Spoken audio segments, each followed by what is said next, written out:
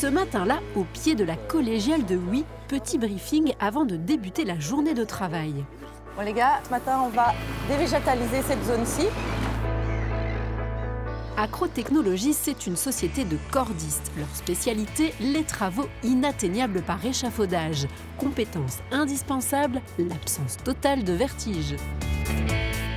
Un cordiste, il fait en fait tout ce qui est en hauteur d'accès difficile. Donc toutes sortes de travaux, que ce soit sur les toitures, que ce soit sur les bâtiments, ça peut être en industrie, ça peut être dans des silos. Un métier exigeant, souvent physique et très majoritairement effectué par des hommes. Pour Isabelle, ça a été un coup de cœur survenu après des années comme chef de projet dans l'informatique notamment. J'ai commencé en tant qu'ouvrière parce que justement, je ne voulais plus avoir de responsabilité et je voulais que mon boulot se termine une fois rentrée à la maison. Mais mon passé m'a rattrapée et donc voilà, j'ai évolué, je suis devenue chef de chantier et puis maintenant j'ai repris la direction de la société. Je suis administratrice depuis le 1er janvier. Un parcours atypique chez les cordistes, mais aussi dans le secteur de la construction en général, où les femmes sont encore très peu nombreuses.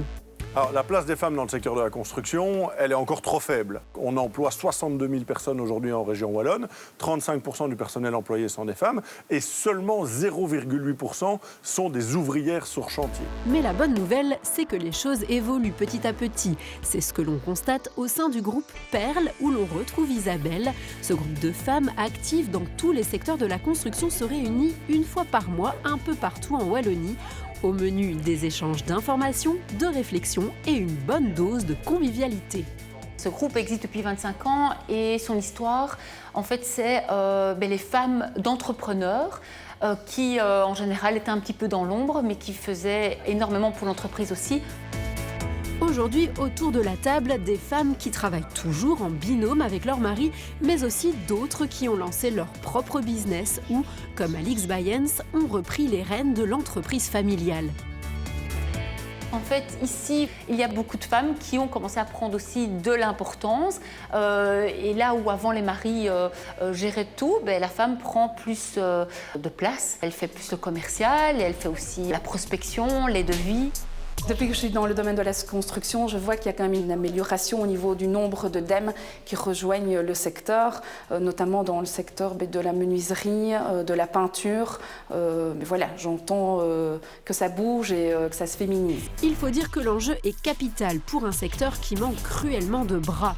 Le Forem a fait les calculs, il va falloir recruter 30 000 personnes en Wallonie d'ici 5 ans pour répondre aux ambitions de rénovation énergétique. Piste essentielle pour féminiser les chantiers, la formation. Dans ce centre Forem, près de Namur, c'est Laurence qui apprend aux stagiaires les secrets de l'isolation. Vous avez un morceau de contre-chevron justement. Dans les formations de construction, on peut constater quand même de plus en plus de femmes.